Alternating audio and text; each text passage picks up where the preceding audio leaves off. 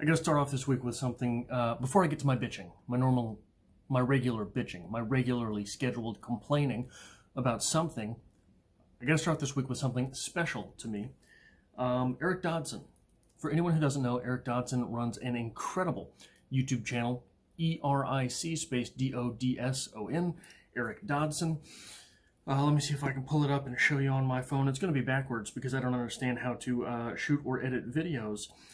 He made a video for me. My phone's not working here. Technically not for me. That would be a bit of a breach of the English language, I think, but perhaps because of me. He made a video on hauntology. Let me see if I can pull it up here. Yeah. You see that? My phone is filthy. Hauntology, that first video there. Hauntology is a philosophy idea, an idea of literature, an idea of culture, all of these sorts of things that I have sort of been using in a way on the channel. Both my channels, this and Strip Cover Lit, that I sort of have a peripheral understanding of. But there are no real good discussions on hauntology on YouTube or the internet. There are videos, useful and helpful videos, but no real discussion videos. And I had prompted him in his comment section about hauntology, and he made a video about hauntology. Eric's channel is incredible. One of the things, my primary agent of socialization is, in fact, YouTube. It's where all my friends are. And when I say friends, I mean the channels that I watch, because I don't really have friends, as in people, things like that. I don't do that. I don't, but his videos I've watched for years now, probably I want to say 4 years, because there is one, Nihilism Reconsidered, that I remember celebrating when it was dropped, and I think that was 3 years ago. He has all sorts of philosophy videos, philosophical quandaries, the quandary of suicide, perhaps. All of these sorts of things that he makes videos on. And the video on hauntology is incredible. I really suggest that you go check out his channel, check out that video. I'm going to do my best to link it in the description below so you can go over there. But the first great video.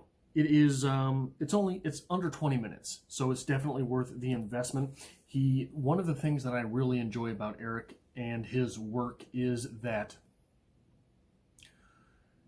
Eric takes philosophical ideas, philosophical quandaries, and grafts them on to life. So this video that he made on hauntology is not about, what did Derrida mean?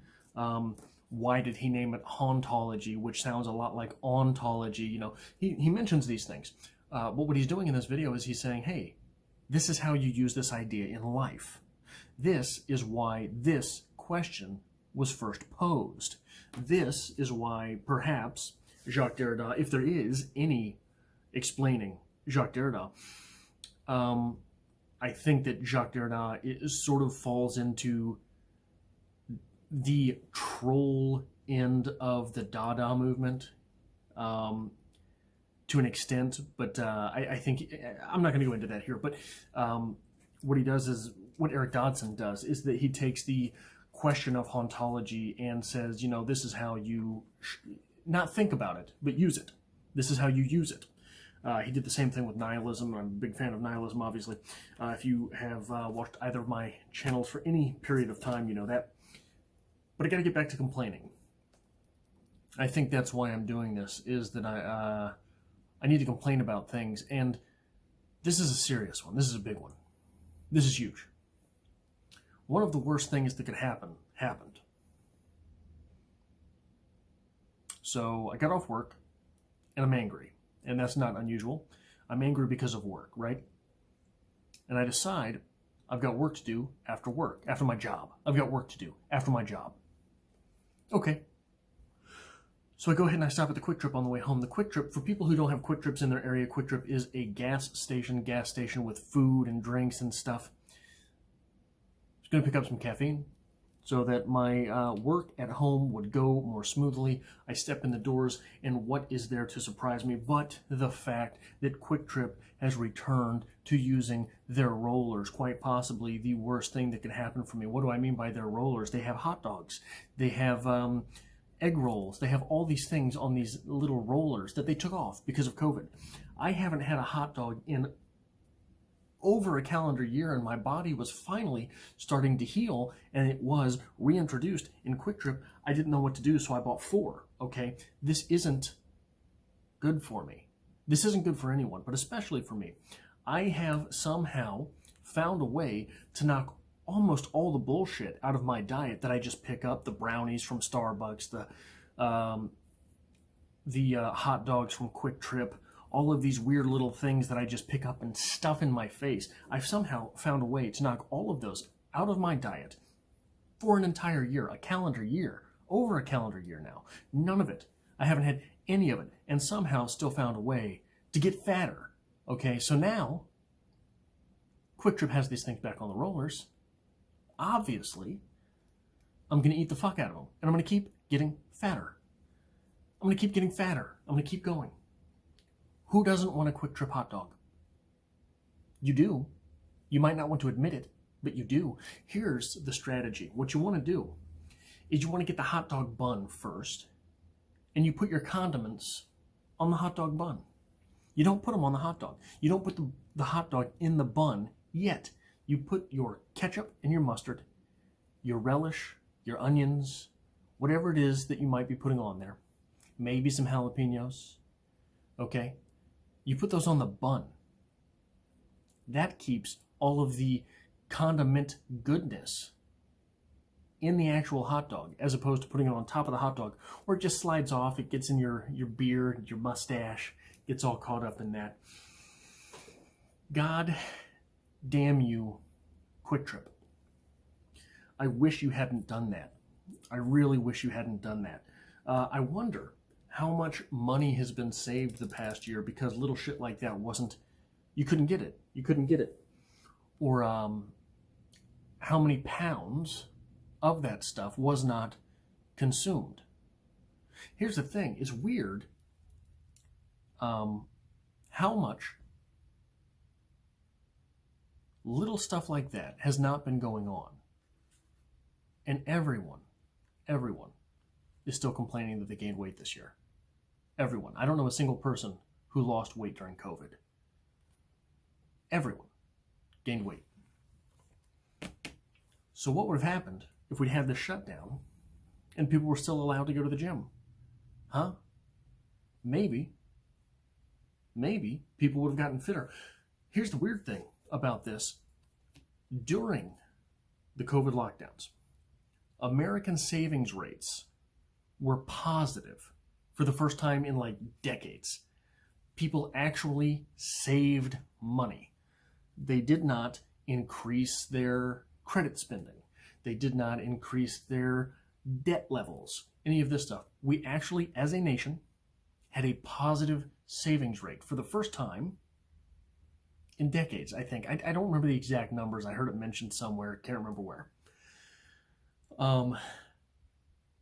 What if, at the same time, we didn't get fatter as well? What if, at the same time, we had lost weight as well? Gotten in better shape? Huh? Of course, we can't do that. We can't do that. People have to have their fingers on the little buttons. The buttons. Open, close, open, close, open, close. As if people going to the gym was actually going to... Look, one of the big things about COVID was that if you were overweight, you're likely to have a lot more serious problems. So, here we are, locked inside, sharing air with our neighbors if we live in apartment buildings, and unable to go to the gym. How much intelligence went into this? We've got to do a better job as a country of putting people in positions of power, in positions of decision making that will make actual decisions, make actual decisions. What about this Cuomo stuff? The Cuomo stuff came up. This Cuomo guy in New York, so I mean, blowhard, is supposedly responsible for thousands of deaths. That's what they say, not me. I don't know. I wasn't there. Supposedly responsible for thousands of deaths by putting people in nursing homes, right? Makes sense not to do that, but he did. Survived that. Probably shouldn't use that term. Got through that. Nobody really said anything. That was fine. Now, there's sexual harassment allegations against him. And this is what brings him down. This is what brings him down.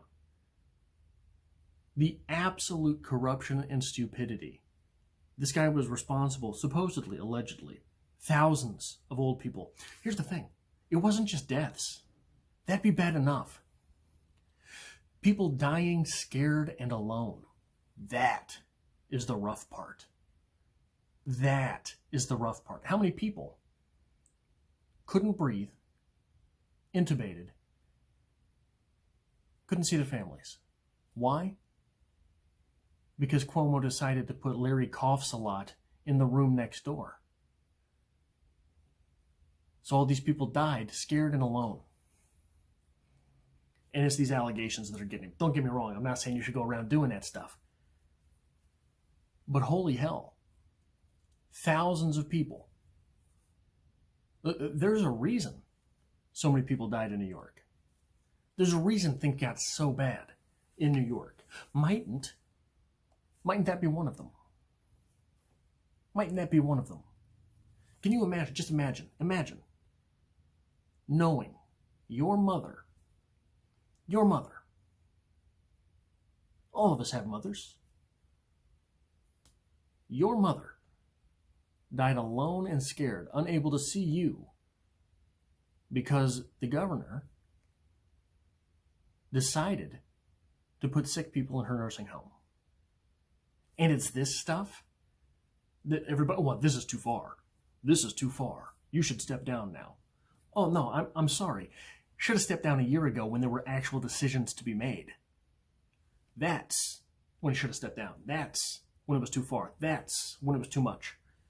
Actual decisions being made, and this guy's, throw him in with the old folks. Who is it that dies from COVID? Old folks? Who cares? They're sick folk, they're old folk. Mix them together. That's his answer. But this is the stuff that's bringing him down. You got to wonder sometimes.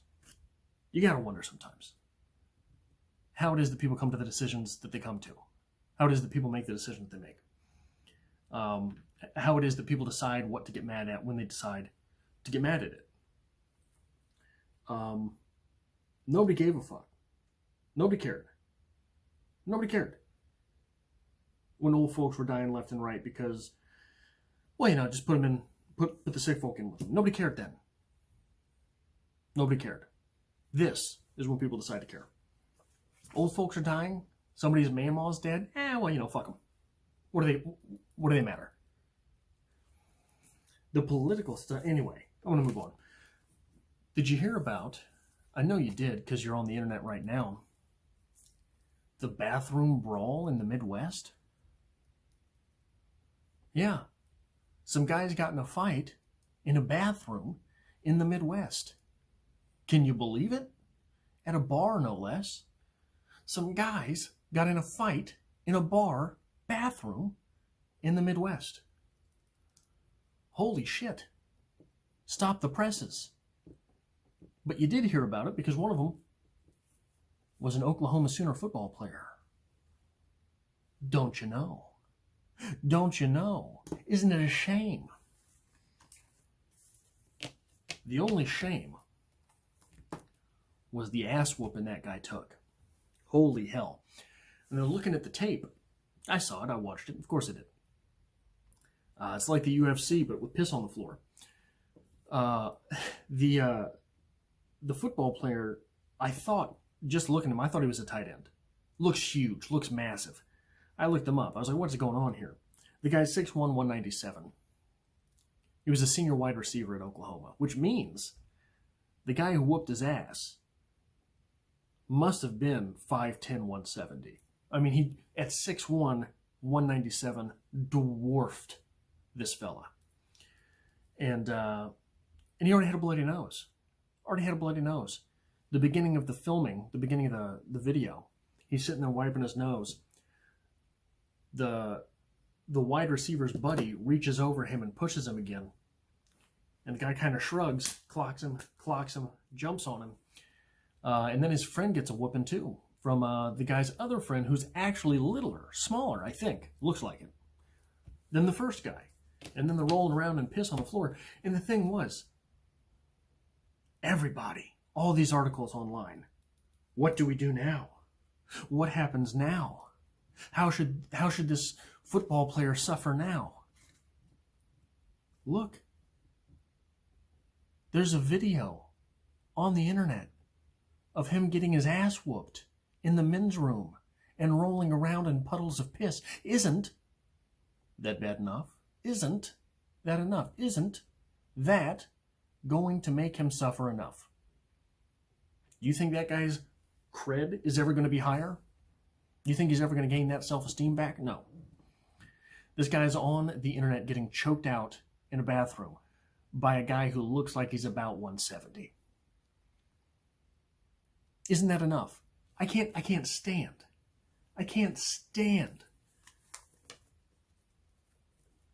the media, for one. Can't stand it. I can't stand these mechanisms by which we have to decide someone should be punished. Someone should lose their scholarship for this. Someone should be canceled for this. Someone should be drawn and quartered because a thing happened. And this is how we deal with a thing happening. Someone must be punished harshly. Shut the fuck up. Who cares? A couple guys got in a fight in a bathroom. You want to write a fucking 600-word article about it? You want to write a fucking New York Times special about it? You want to make out toxic masculinity about it? Shut up. Shut up. Do something with your life. Jesus Christ. Nobody cares. Nobody cares. The only reason this... Look, it's not a story in and of itself. It would be a story with a storyteller. If there was a storyteller behind it. And here's what I mean.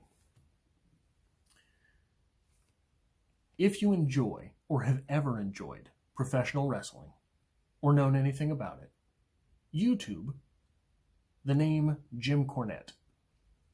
Jim Cornette shoots on all the old boys. Jim Cornette has stories about Andre the Giant, Sting, Hulk Hogan, Ric Flair, everyone. Jim Cornette was so deep in the business, he has stories on everyone. His stories on Vince McMahon are legendary. And how Vince McMahon did not like sneezing, does not like sneezing, presumably. So he just tells stories about all the guys and how Andre the Giant used to be paid in beer and how Vince McMahon doesn't like sneezing and doesn't like people being sick, thinks it's a sign of weakness. All these weird things, all these weird quirks. And it's all coming out decades later, right? Because there's a storyteller behind it. And it's a charming story. This would be a charming story about, remember that time old wide receiver got in a fight in the men's room? Oh yeah, the boys, and then he was razzed for months because of it. They made him carry the helmets all back from practice, something like that, right? Who gives a shit in this fashion? Take his scholarship away. He already lost his pride, right? Take his degree away. The guy got his ass whooped and smells like piss for a month afterwards because it's all in his hair. What are you talking about? All these people. You want to know something else nobody gives a shit about? I don't give a shit about, but I gotta hear about it. I gotta see about it. It's on all the magazines at my work. Oprah. Oprah apparently interviewed a couple rich British people. Who gives a shit? Oh, But didn't you hear? The entire royal family is racist. Yeah, probably. Probably. They also have no power. They also don't do anything. Who gives a shit? I don't give a shit. Here's the thing. I went off to college, like university college,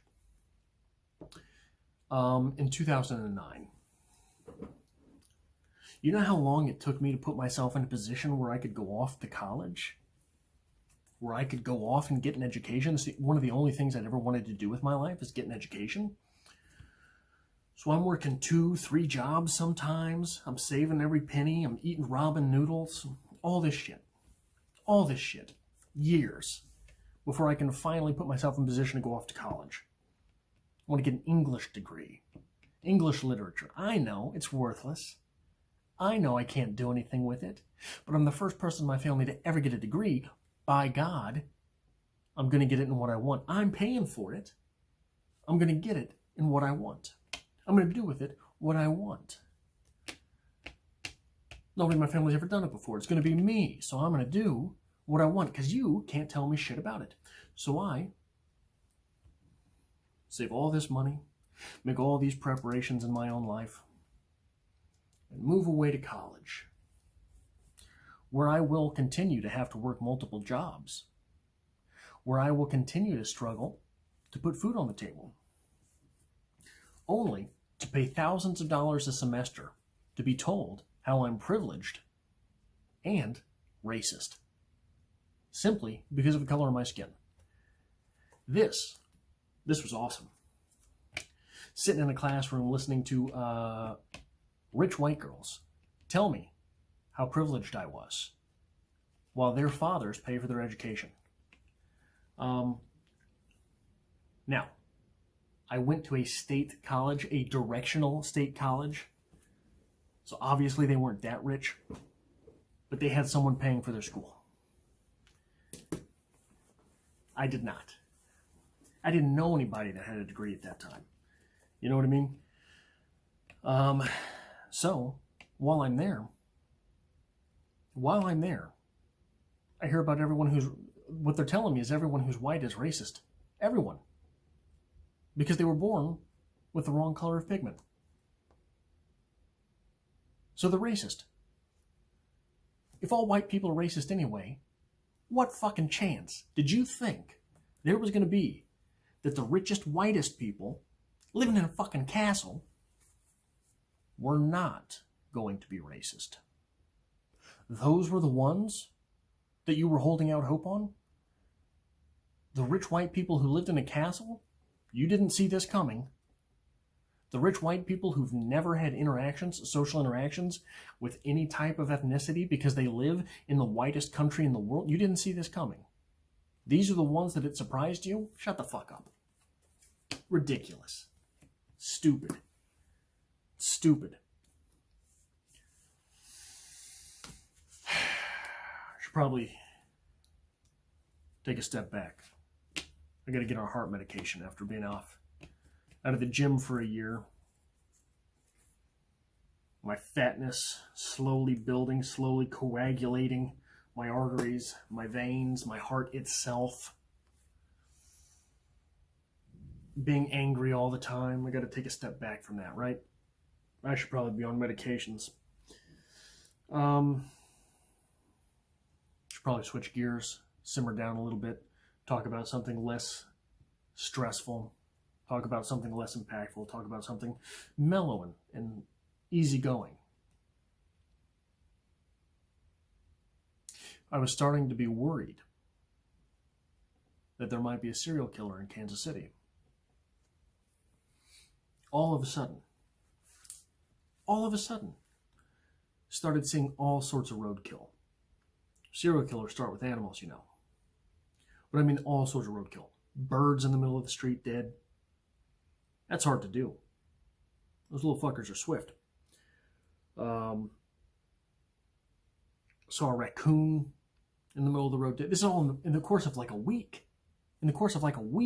This all happened. A couple birds, a raccoon, 2 deer. One seemed grown. One was sort of a baby deer, sort of a young'un. All this in the middle of the road. And on the side of the road, someone had already dragged it away. I thought it looked like what must have been a 70 or 80 pound hamster. I don't know how. But you know that classic brown and white pattern on hamsters? Maybe it was somebody's dog. I don't know, but it was dead.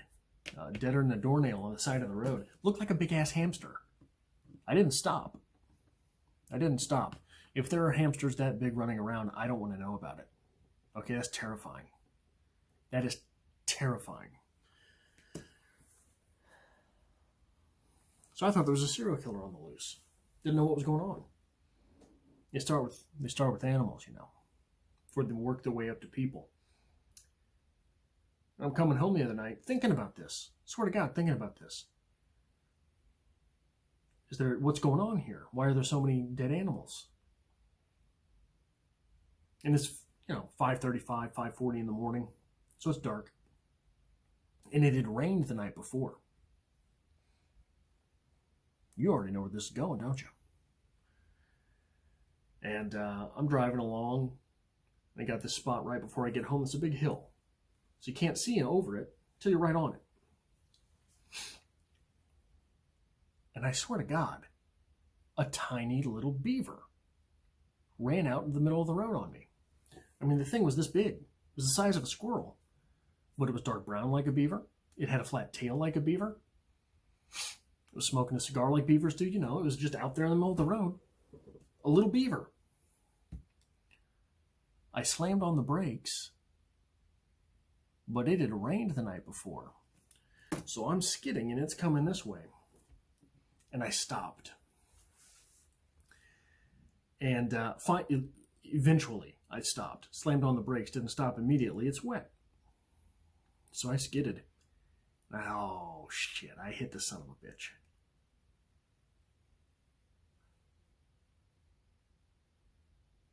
Well, what do I do now? Because the worst thing in the world you can do is leave it there, right? I mean, assuming you hit it, you don't want to leave it there suffering. So I'm thinking, what do I do? Do I have to back over it? Do I have to go buy a 22 and come back? Like, what do I do here? What is the protocol? So I'm looking out my passenger window at the mirror, the side mirror, hoping it just goes across, patting its little beaver tail. I didn't even know we had beavers here. I don't know if it was a beaver. Are beavers ever the size of squirrels? Like, are they full? It looked like a full-grown beaver, but the size of a squirrel. Like dimensions of a full-grown beaver. You know what I mean? Weird little animal. Never seen anything like it. But I killed it. I'm thinking I killed it. Ran it over. You've got some responsibility at that point. You've got to make sure it's dead, right?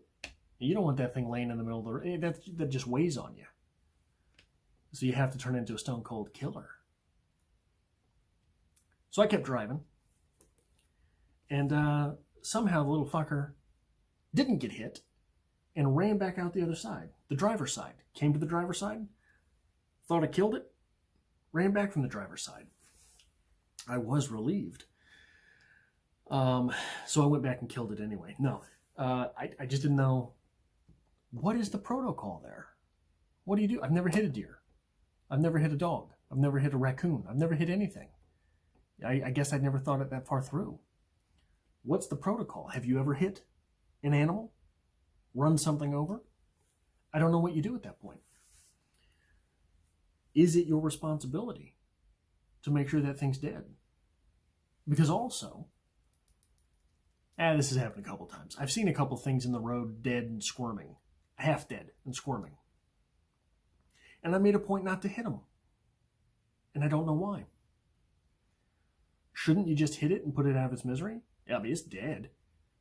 Especially that little squirrel-sized beaver. If I had hit that thing, run it over, it would have been dead.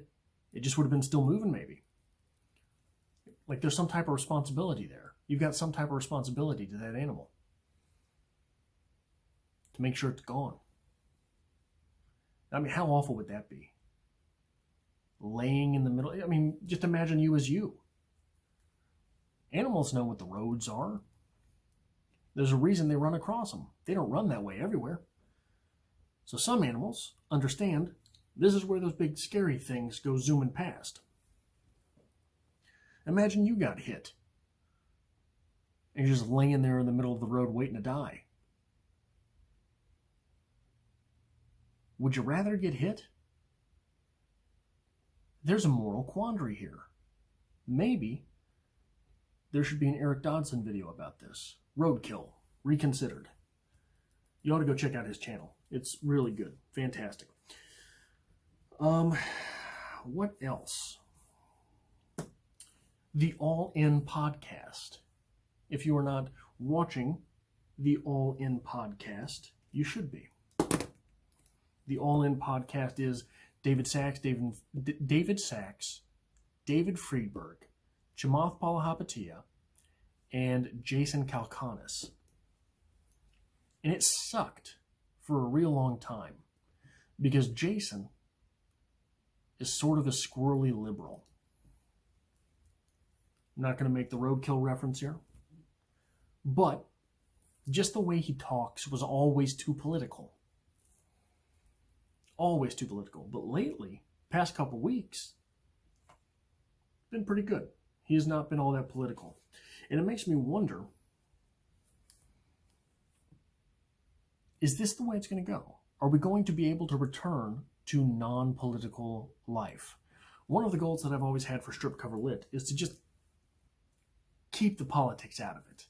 Don't go into the politics. I don't care about your politics. We're here to talk about books. We're here to talk about poetry. We're here to talk about short stories. We're here to talk about writers, writing. And I've always wanted to keep the politics out of it. And it makes me wonder if we're going back to what might be a post-political world. But I don't think they want it that way. And when I say they, I mean the politicians. And I also mean the media. I think it's easy to forget how dead and dying the media was in the 2015. It was gone. It was all dead. Everything was new media. Everything was new media. Nobody cared about CNN. Nobody cared about Fox. Nobody cared about ABC News. Nobody cared about any of it. Nobody cared about any of it. And then you had the golden goose, the orange man himself, step into politics, step into the limelight. And for 4 years, these sons of bitches made a killing. Made a killing. Writing hate pieces, writing the opposite of fluff pieces, right? That's all it is. That's all it was for 4 years. It was the opposite of a fluff piece. It was just a hate piece. It was a hard piece. What's the opposite of a fluff piece? I don't know. That's all it was. That's all it was for 4 years. And now they're dying again. Now they're dying again. I'm not going to get into politics. I wanted to bring that up.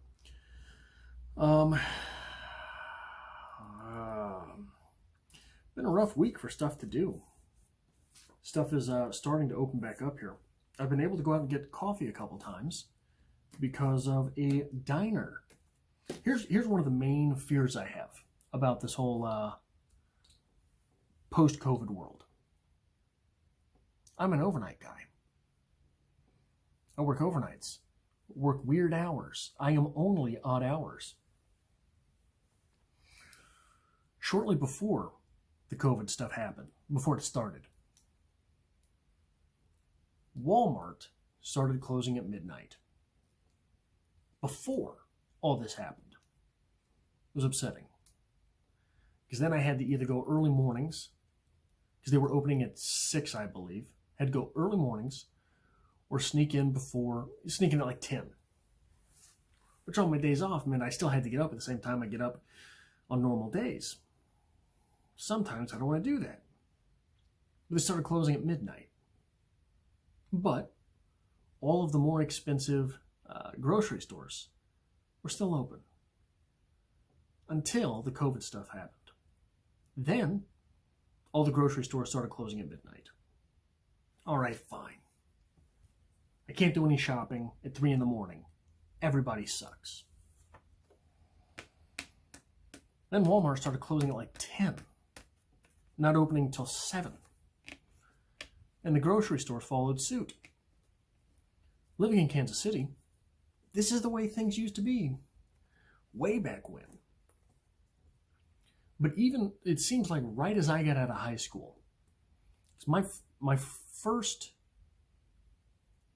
job was at basically a five and dime store. And I was the original overnight guy. Because it was like, right as I graduated high school, they said, yeah, we're going to be open 24 hours. And I worked the very first overnight shift at that store. And right around then, so it used to be, there was like a McDonald's in the city that was 24 hour. Then every McDonald's was 24 hour. And then there was a couple Wendy's open till midnight. And Burger King followed suit. And before you knew it, there was a lot of 24-hour stuff. You could go out at any time of night and get things. Whether that was food, whether that was fast food, whether that was just stuffs. And now everything's back to what it used to be. Everything's closed now. Everything's closed now, has limited hours. And I've never understood that with this COVID thing. Isn't that the worst idea to have? If anyone needs anything, we're going to cram them all in the same place at the same time? It's stupidity. It's idiocy. I got a top 10 list. Here's the order of my list that it's in. It goes Reggie, Jay-Z, Tupac, and Biggie, Andre from Outkast, Jada, Corrupt, Nas, and then me. But in this industry, I'm the cause of a lot of envy. So I'm not put on this list. This shit does not offend me. The list in question this week, the top 10 white guys today. I thought this would be an appropriate... I'm tired of always being derisive, right? Easy list, top 10 white guys. Absolutely no controversy to be had there. White guys, I figure, don't get enough credit. So we're going to have a top 10 list. Number 10, Eminem. Eminem, absolutely essential for a top 10 white guys list. Top 10 white guys had a lull in the middle of his career. First 3 albums, fantastic. Next 3 or 4 albums, not so great. Really fell off the cliff. Was unfortunate. But he used that intervening time to reflect. Got better at his craft. It used to be his flow was amazing. His storytelling was amazing. His rhyming was amazing. Then he fell off and all he had was the flow. The flow and the rhyming. Didn't even have the storytelling, really, if you look at those next 3 albums. Anything after the Eminem Show and before Recovery. Storytelling was okay. The rhyming was there. The flow was pretty good. Those goddamn accents. You know, what was he doing? What was he talking about? But he added a whole lot. He added a lot of complexity to what it was he was doing. He took the time, step away, and really assess what he was doing. Now he has punchlines like he didn't before, more punchlines than he did before. Similes, metaphors like more than he did before. He always had some, but now they're a lot more punchy. Entendres, layering, all sorts of stuff he didn't do before. That's number 10. Number 9, Dana White. Number 9 white guy today. Keeps it real. Dana keeps it real. It is a fascinating story, the story of the UFC. And you can find old videos of interviews with Dana White when he very first became involved with the UFC. Much different guy. Looked like a used car salesman. Looked like he was selling knives door to door back then. Does not look that way today. I really enjoy Dana White, especially compared to, say, the NFL commissioner. If you could get Roger Goodell to drop an F-bomb I would give you $1,000. If you could get him to drop an F-bomb in an interview, I would give you $1,000. Number 8, Billy Joel. Number 8 white guy today. Billy Joel, drastically underrated. I don't have a whole lot there. I have enjoyed Billy Joel since I remember Stormfront. Was it Stormfront? I remember the Stormfront album being dropped. Probably my earliest memory of new music coming out. Was it Stormfront? I believe it was Stormfront. Probably the earliest memory I have of new music being dropped. I think that at some point in your life, you were under the impression that music is a thing which has existed. The first notion I had of music being new was Billy Joel. I have my older brother to thank for that. A lot of my music taste I have my older brother to thank for. Queen. Actually, that's about it. I think that's about it. Peter Gabriel. Queen, Peter Gabriel, Billy Joel. Number 7, Sting. Not the musician, the wrestler. Steve Borden. Rafters, Sting. The Crow, Sting. I think it is an interesting study to look at career trajectories and the malleability of character to look at the Ultimate Warrior and Sting. For anyone who doesn't know, they used to be tag team partners. The Blade Runners, the Edge Runners, something like that. I think it's the Blade Runners. Sting and Ultimate Warrior broke into the business as a tag team. I can't remember what Sting's name was, but I think Ultimate Warriors was like Dingo, something like that. Dingo Warrior, something like that. I can't remember exactly. Warrior, very headstrong. Sting, not so much. Two guys that looked almost exactly the same. They were the bodybuilders. They had the face paint. One went WCW, one went WWF. Ultimate Warrior, very headstrong, very strange guy. Very strange guy, but very headstrong. Blew up overnight. Boom.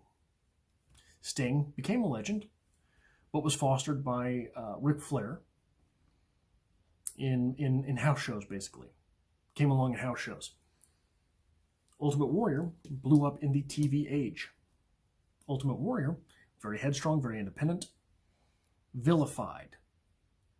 Sting got his main put. Sting was a legend in the wrestling world, but he went supernova as Crow Sting. He took that from Scott Hall, who was one of Sting's main adversaries in the ring, right? Obviously, behind the curtains, everybody gets along, probably, mostly, unless you are Ultimate Warrior, then nobody likes you. But they were sitting in the, apparently they were sitting in the dressing room one night, and Scott Hall said, "Hey, you should do the Crow thing." And Sting ran with it.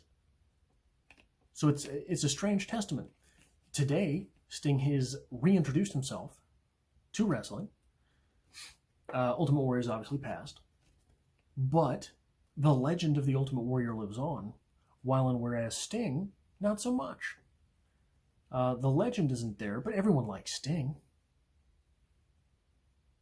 Everyone likes the franchise.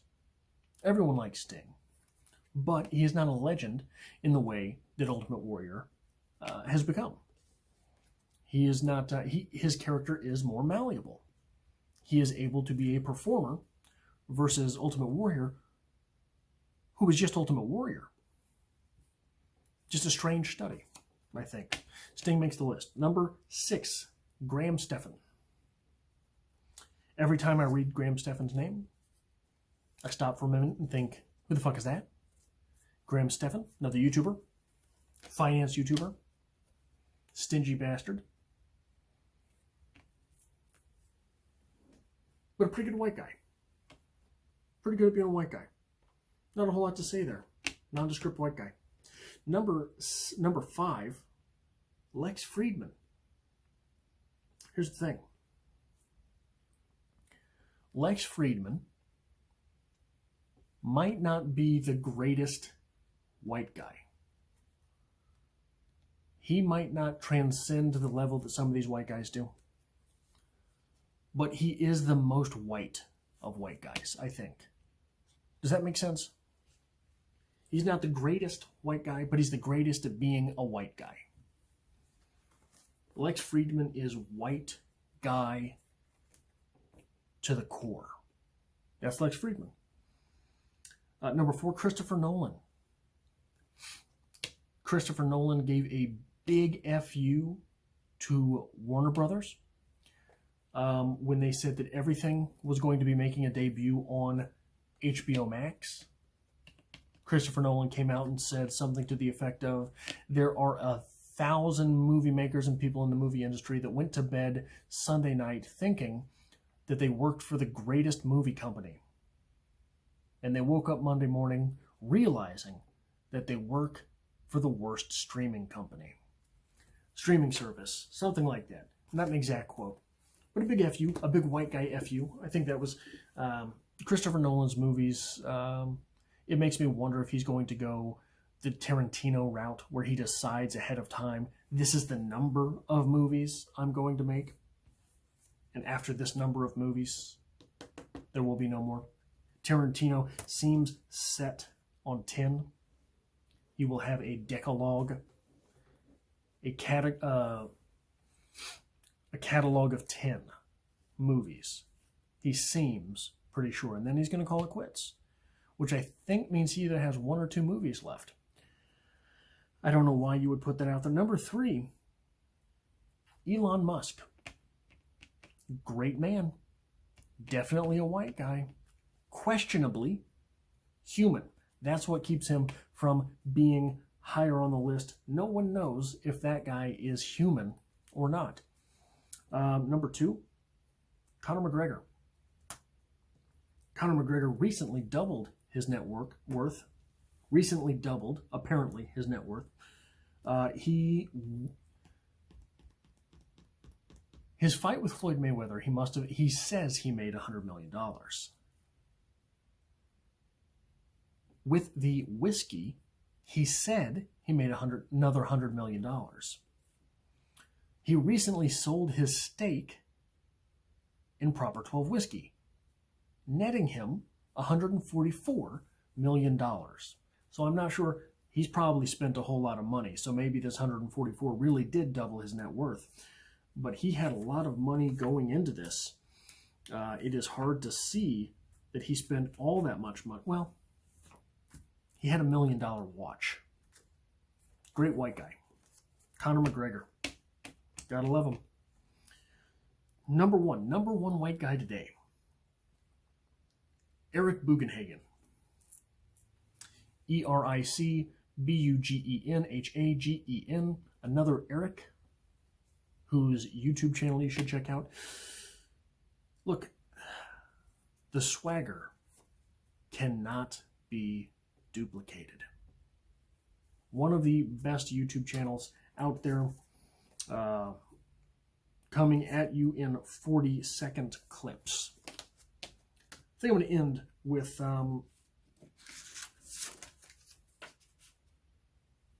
an utterly irate Adrian story. I became irreconcilably angry this week. It was a type of anger I haven't felt in a long time. In a long time. And it just sort of, it all came to me in one shift at work, but not because of work. Lit a fire under my ass, but not because of work, but it happened at work. So I work with this woman who, her husband is a writer as well, wants to get into comic books, knows all the current comic book guys' names, right?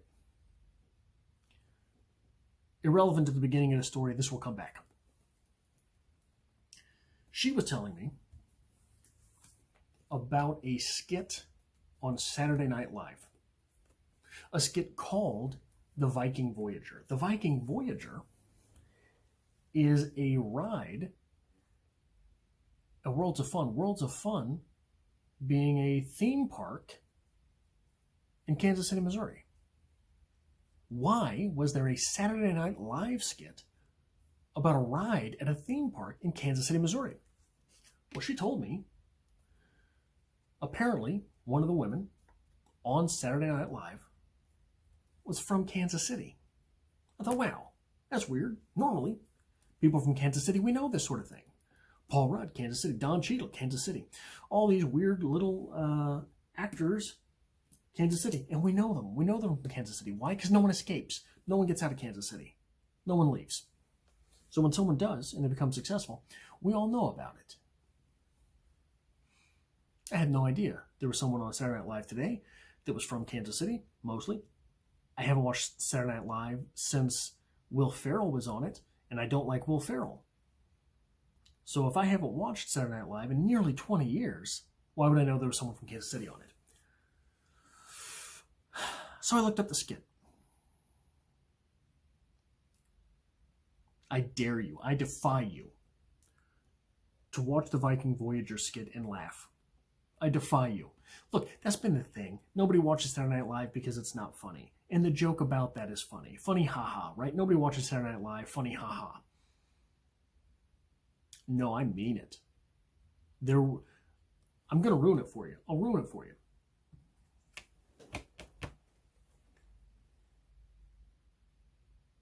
So there is a toy from the Soul movie.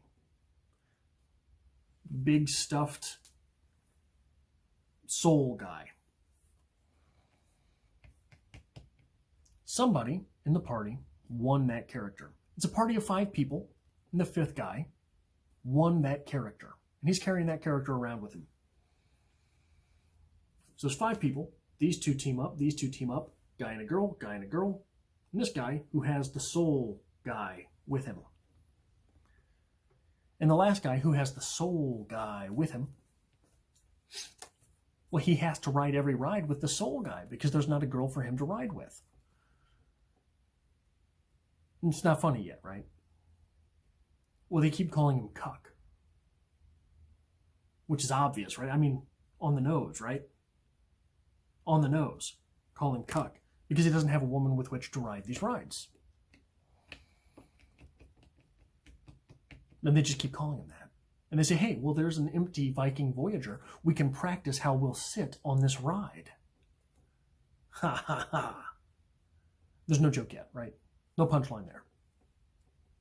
They just keep calling him Cuck. And they make him ride with the soul guy. At the end of the skit, the lady comes to let them all on the ride. And when he walks past, she says, have fun, Cuck. And he says, that's not my name. My name is Brian. Why does everyone keep calling me that? That's the skit. Look, there were times in Saturday Night Live where the social commentary made it very funny. The Eddie Murphy days, right? The social commentary, very funny. There were times in Saturday Night Live where the pure charisma of the individuals, and maybe a little bit of skill, talent, made the skits as funny as they were. Think Adam Sandler. Charisma, and he could play a little bit of guitar, right? Or ukulele, whatever the fuck it was he played. I don't remember. That was what made his skits. Chris Farley was charisma. There were times where the pure silliness of it could get a laugh out of you. Will Ferrell days. Bum, bum, bum, bum, bum, bum. The Night of the Roxbury days, right? Chris Kattan. They have nothing. Nothing. That is not funny. There is no charisma. There is no punchline. There is no expert writing.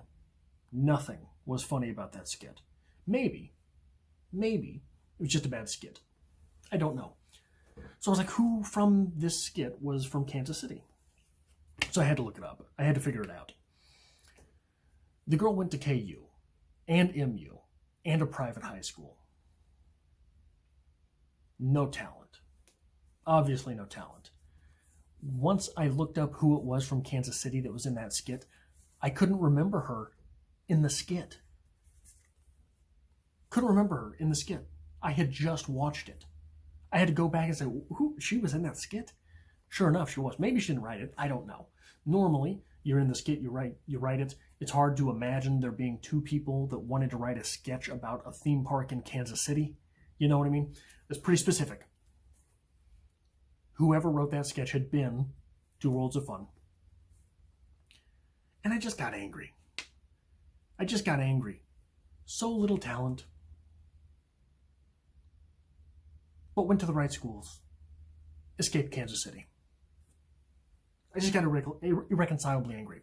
That same night, I happened to be listening to the Lex Friedman podcast. And he had some guest. I don't know. I do all of it through headphone, right? Just listening to it. Had some guest on talking about... someone wrote in and asked, what advice do you give for someone who wants to publish a book? Hey, I'm a writer. I'd love to have a conversation with someone on, how do you publish a book? Where do you get started? Here's the advice he gave. Well, the first thing I did was I asked a family friend. My family friend is an agent. So you knew somebody.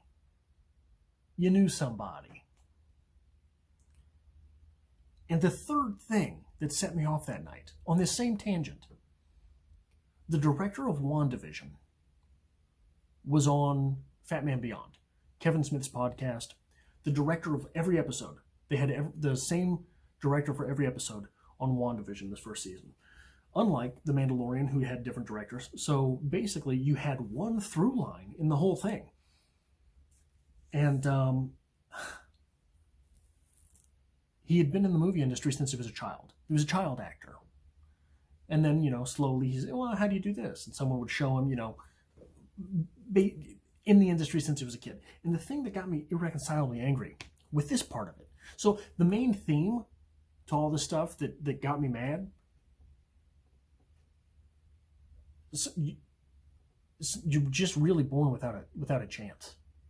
There will be people who have absolutely no talent, absolute hacks, but have connections. And they get to do what they want to do, This is the, hearkening back to earlier in this episode, talking about privilege. The privilege of connection, how far does that get weighed? It's not about the skin color with which you're born. It's about your parents and the people they knew and the places they can put you. I think that's where the main thrust of privilege comes from. But this WandaVision director, this was mind-blowing. For 3 episodes, they set up the idea of, I've got this scientist friend who will help us get in. 3 episodes, they set that up. This son of a bitch on Fat Man Beyond didn't even realize that he was setting it up. Didn't realize it? For 3 episodes, you were talking about this, I've got a guy. And this guy turned out to be a woman, first off. So, not that that means anything, but when you say, I've got a guy, all the fans are thinking, well, who could it be? Was it Reed Richards? Was it Hank McCoy? All of these individuals. And it turned out it was just this random lady called Goodner, which, he didn't talk about it, but I see where good in her. We're looking for the good in her, the good in Wanda, who's the villain of this entire series. But we're here looking for the good in her. Stupid. Spent 3 episodes building that character up. Didn't realize he was building her up. So he said in this episode, he said to Kevin Smith and Mark Bernard, I didn't even realize we were setting it up. So when we introduced this perfectly good character, who I thought was a perfectly good character, it was a letdown for the audience. You didn't realize you were setting it up? For 3 episodes, you didn't realize you were setting it up? And it's just like, here's the reason that made me irreconcilably angry. You were obviously setting it up. You just didn't know it. So how much attention were you really paying to this thing? And it made me feel stupid. It made me feel stupid because I did a review for every goddamn episode of that television show on my channel. Did a review for every single one of them. And it was this type of stupidity behind it. I don't know why I got so angry about this. Besides the fact that I think that there's how many people